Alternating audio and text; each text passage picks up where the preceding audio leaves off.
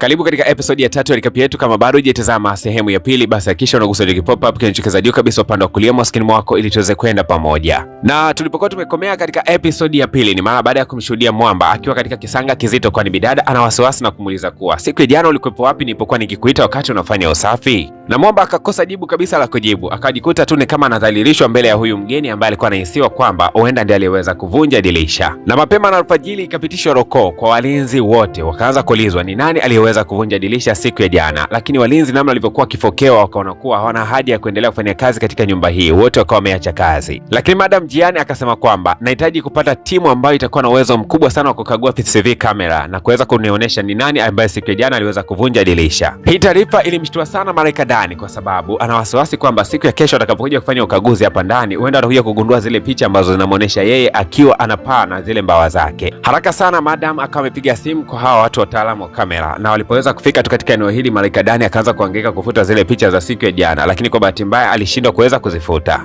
Ndio hapo wanasema mapigo ya mbio yakaanza kwenda moyo hapo bwana, mambo yakaanza kwenda vuru varara. Jamaa Malaika Dani haamini kabisa kwamba asilika yake ya ule umalaika inakwenda kuzilika siku ya leo. Basi bana, kideo kikaprewa na wakaanza kutazama tukio kuanzia mwanzo wa series mpaka mwisho. Lakini mara ngoja kwanza, ni kama hii picha ina scratch kuanzia hapa ambapo Mwamba mbawa zake zilitaka kutoka. Jamaa akavuta pumzi na kufurahi kweli kweli. Alafu ndiye Malaika Dani tena akajifanya anaulizia shida nini hapo, mbona kama vile haipray tena? Wakasema kwamba huenda siku ya jana wakati mvua inanyesha kali sana, huenda radi ziliweza kuathiri mifumo ya picha. Lakini huyu madam akaagiza kwamba kwa nini kila kitu kisiweze kurudishwa kama kawaida, lakini wakasema kwamba haiwezekaniki kwa sababu hakuna kilichokuwa kimerekodiwa mara baada ya pale. Sasa Malaika Dani akafurahi na kusema kuwa ni kweli kabisa, inaonekana vitu vilivyorekodiwa ni ngumu sana kuweza kuvirudisha ambavyo havijarekodiwa. Lakini ili kwenda kumtazama tu huyu mtaalamu wa mitambo akaja kugundua kwamba kumbe ni yule kiongozi wa malaika alikuja kumkomboa Mwamba kutokea katika huu msala.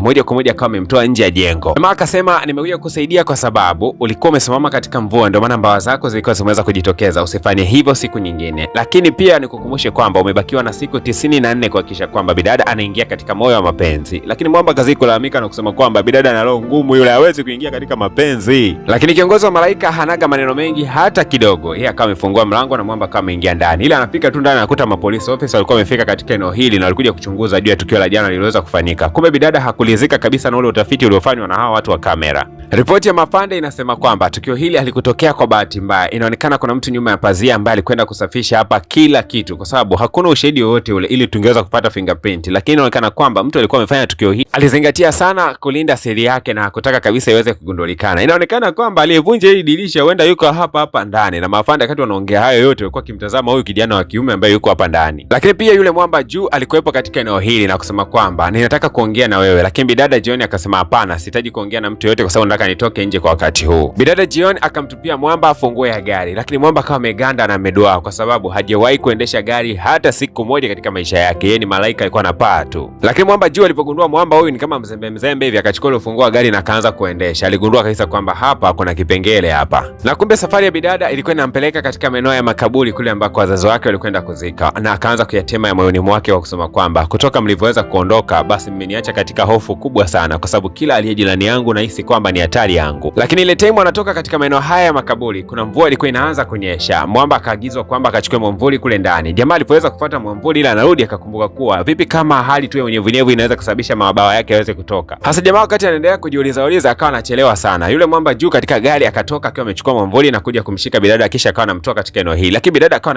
anashtuka sana anapoguswa na huyu jamaa. Lakini bidada juu akakataa na kusema kwamba sitaki mtu yote ambaye sijamzoea kama mfanyakazi wangu aweze kunigusa. Basi ikabidi Mwamba kufunga mwamvuli, kisha akawasha ka projector hapo na kuanza kumsimulia bidada namna gani alivyokuwa anacheza vizuri. Kumbuka kwamba huyu juu ni kiongozi wa kundi la madensa na anataka bidada aweze kurudi katika mchezo. Kampongeza bidada kwa kusema kwamba kipaji chake si cha kujifunza bali ni cha kuzaliwa nacho, lakini akasema kwamba ametokea kupenda sana aina hii ya kipaji, na akazidi kumwomba bidada kwamba naomba urudi katika mchezo huu. Lakini bidada alikuwa iko kimya tu. Lakini ule muda wanarudi nyumbani tu, almanusura gari yao uweze kupata ajali kwa sababu kuna mawe yalikuwa yamewekwa njiani, kitu ambacho kikamsababisha bidada kuanza kukumbuka ile siku aliyoweza kumpoteza mjomba wake. Na mara ghafla ile hali ikasababisha kichwa cha bidada kianze kumuuma, kitu ambacho kikasababisha Mwamba juu kuweza kumshika bidada katika mkono wake. Lakini bidada ndo akaanza kukumbuka kwamba ile siku alikuwa anapata ajali Mwamba juu ndo alikuwa amepigia ambulance ije kumchukua. Lakini pia Mwamba juu alikuwa ameokotaga necklace ya bidada akaileta siku ya leo na kuambia kwa hii ni necklace ambayo ulikuwa umeiangusha siku hiyo ya ajali. Na bidada akawa amepokea ile necklace, kisha akamwomba msamaha Mwamba kwa kumtreat vibaya siku za hivi karibuni. Hali hii ilimkela sana huyu Malaika Dani, kwa sababu akawa anahisi kwamba isije kawa juu atakuja kuingia kwenye mapenzi na huyu bidada. Malaika Dani kichwa kimeanza kumwaka moto, kila akifikiria hapati majibu kabisa. Anaanza kujiuliza huyu Juu ni nani? Katika kupeleza katika mitandao ya kijamii akaja kugundua kwamba Juu ni mkurugenzi wa kampuni inayohusu madensa. Akaanza kuzihesabu siku moja baada ya nyingine, akagundua kwamba amebakiwa na kama siku 92 tu. Mwamba aliwaza mpaka aliwaza tena, akajikuta amelala nje, na wakati huo bana alikuwa na keki yake pembeni. Kumbe bana yule mbwa wake yule bidada akawa ametoka nyakati hizo za asubuhi akaenda kuila ile keki, na ikamsababishia hali mbaya ya kiafya. Madam alilia sana kwa sababu huyu ni mbwa ambaye anampendaga sana. Alafu akachukuliwa yule mbwa moja akapelekwa katika maeneo ya hospitalini. Jamaa akaanza kujisi ni mkosaji kwa sababu ameweza kumsababishia mbwa wa bidada kuweza kupata shida. Shangazi mtu huko upande wa pili anayefahamika kama Sonju akaingia katika chumba cha bidada na kuanza kutafuta dokumenti fulani hivi za muhimu. Inaonekana kana kwamba kuna kitu anataka kukifanya, na kumbe inaonekana kwamba Sonja alikuwa anamchukia sana mpaka mume wake yule ambaye alikuwa ni anko wa bidada, na alikuwa ameandaa mpango wa kuweza kumwangamiza yeye pamoja na huyo bidada, na ndiye alikuwa ameandaa mpango wa kuweza kuhakikisha kwamba breki zinalogika kabisa za ile gari ambayo alikuwa ameitumia, na mpaka anko akapoteza maisha. Na kumbe kulikuwa kuna ugomvi mzito kati ya wawili hawa wanandoa, na mume alikuwa amemwahidi mke wake kwamba iko siku atamtupa gerezani akiendelea na tabia yake hii ya kutaka kumnyang'anya bidada mali, na akamwambia kabisa kwamba amekusanya ushahidi wote unaoonyesha kwamba yeye anahusika na vitendo vya kihalifu. Hasa bidada anahangaika sana kutafuta huo ushahidi uko wapi, lakini bado hafanikiwi kuona. Lakini ile bibi Jion na Mwamba wa Malaika Dani wakiwa wanafika nyumbani, wakashangaa kuona kwamba shangazi yake akazuga kana kwamba alikuja kumletea zawadi ya keki ya birthday siku ya leo, kisha akawa na stream katika mitandao ya kijamii. Na wakati yeye anaendelea kukagua kule chumbani, alikuwa ameweka wafanyakazi wake waendelee hapa kumzuga bidada, lakini bidada akawa ameshtukia kitu, akapanda juu gorofani na kusema kwamba shangazi yuko wapi, shangazi yuko wapi, akaendelea kukagua huko juu. Walihangaika sana kutafuta, lakini hawakuweza kumuona. Kumbe Sunja alikuwa yuko nyuma yao na tayari alikuwa amekuta ile document ambayo ina ushahidi wote kuonesha kwamba yeye ni mhalifu. Basi bana, sherehe yao ya birthday ikaendelea kufanyika kama kawaida, lakini bidada alikuwa na wasiwasi sana, huenda kuna kitu kimeweza kufanyika siku ya leo. Akawafukuza hao wote, lakini kwa sababu wameweza kukamilisha jambo lao, basi wakaondoka hata bila wasiwasi wote ule. Sasa Malaika Dani hajui chochote kinachoendelea, kazidi kumlaumu bidada, akamwambia kwamba yeye, wewe familia yako uliyobakiwa nayo huyo Sunja ndio ulitakiwa kumtumikia sana, lakini wewe ndio unamnyanyasa, unamjibu majibu mabaya, sio vizuri unajua. Bidada jioni aliona kwamba huyu jamaa nimemdekeza sana, akachukua kipande cha keki akamtupia usoni. Mwamba naye akachukua naye akamtupia bidada. Bana, ikawa ni mvurugano hapa ndani. Keki kazidi kutawanywa huku. Angekuwa director poa hapo, enda angedaka kipande kimoja angeshiriki. Mwamba akatoka nje ya nyumba akiwa amekasirika sana, akawa na hofu huenda atapokea tu simu hapa inayomwambia tumekufukuza kazi, lakini akagundua simu yake ilikuwa inaita. Kuja kutazama anagundua kwamba ni namba ya Basra. Aisee, bora. Basra kwanza akaagiza kirevi akaleta pale mezani. Sasa Mwamba hajuagi kabisa kwamba ipombe inalewesha. Yeye akawa amekunywa tu, akagundua kwamba ni kama ni chungu fulani. Akasema kwamba mbona ni chungu? Bidada akasema kuwa sijakuitia hayo, nimekuitia kwa sababu nataka urudi pale nyumbani, kwa sababu hakuna anaweza kufanya kazi na bidada zaidi yako. Upande wa pili nyumbani huku bidada hali ni tete kweli kweli. Kila akimimina chai anakumbuka kwamba Dani angalau alikuwa akimsaidia kumimina chai vizuri, lakini sasa hivi anamimina chai anaungua. Hii inamkela sana. Akawa anachukua simu yake anatamani kumpigia Mwamba Dani, lakini anajikuta tu anailisha. Ghafla tu akasikia kuna sauti ambayo ni kama anaifahamu nyuma yake, lakini kumbe alikuwa ni Mwamba Dani kalewa vibaya mno. We Ji, upo humu ndani? Akazidi kupiga tu makelele hapo ndani, lakini pia akawa anachukua mabomba ya maji na moja kwa moja anaenda kuyadumbukiza maeneo fulani hivi kwenda kuyaficha ili bidada asije akamwagia maji akageuka kuwa malaika. We Ji, uko humu ndani? Nakwambia nimerudi baba mwenye nyumba. Leo ndakuonesha kazi. Yaani sitaki kabisa jeuri yako. Yaani Mwamba kanywa soju kidogo tu tayari anajiona kuwa ni baba mwenye nyumba humu ndani. Mwamba akaanza kufagia kwa fujo, bidada akajitokeza na kusema kwamba, "Wewe unafanya kitu gani?" Mwamba akamwambia, "Njoo hapa." Akamkamata bidada mkono. Kisha bidada alikuwa na kakovu fulani hivi katika mkono wake.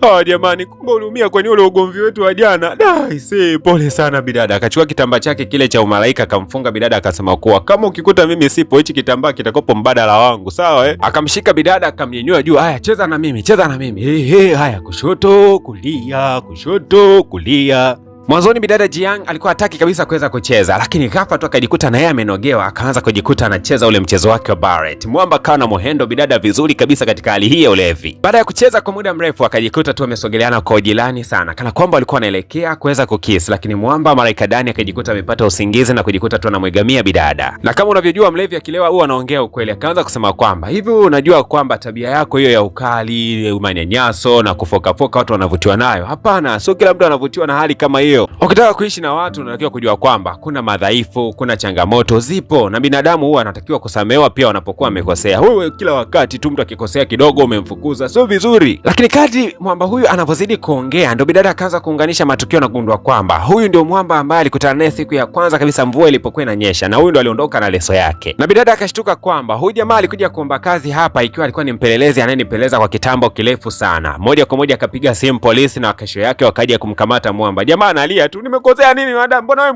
mkali hivyo? Mwamba akasema kwamba ana uwezo wa kuelezea jambo lolote lililoweza kutokea. Bidada akamuita kwa dakika kadhaa akasema kwamba, je, wewe ulikuwa unanifahamu mimi kabla ya kuja kuomba kazi hapa? Kwa sababu wewe nimewahi kukuona chini ya mti siku ile wakati mvua inanyesha. Mwamba akakiri wazi, ni kweli nilikuwaga ni mimi. Akaulizwa, ni nani ambaye amekutuma katika nyumba hii? Marekadani akanyanyua kidole chake kuoneshea mbinguni kwamba anataka kusema aliyemtuma ni Mungu. Akasema mimi nimetumwa na kutokea juu. Na kufikia hapa bidada ndo akaamini kwamba hili jamaa nilipelelezi na alikuja hapa ndani kumchola tu huyu bidada. Akamtupia kileso chake kisha akamwambia polisi kwamba wampeleke kituo cha polisi na wakamfinya vizuri aeleze ni nani aliyekuwa amemtuma kuja kumpeleza katika nyumba hii. Unadhani nini kitajili? Hakikisha tu kwamba unagusa makopa katika ukurasa wa comment, lakini kila unapotoka episode hakikisha kwamba unagusa alama ya kulike. Lakini kama bado hujasubscribe katika ile channel yetu ya pili, kumbuka kwamba kuna baadhi ya couples zinatoka katika ile channel yetu nyingine. Na ili uweze kuzitazama hizo episode zote, basi ni muhimu sana ukawa unagusa subscribe katika channel zote mbili. Hakikisha kabisa kwamba umegusa alama ya kusubscribe. Okay, bila shaka yote mimi naitwa DJ Paul, lakini hii inaitwa PVP Media Max na PVP Nigeria Recap.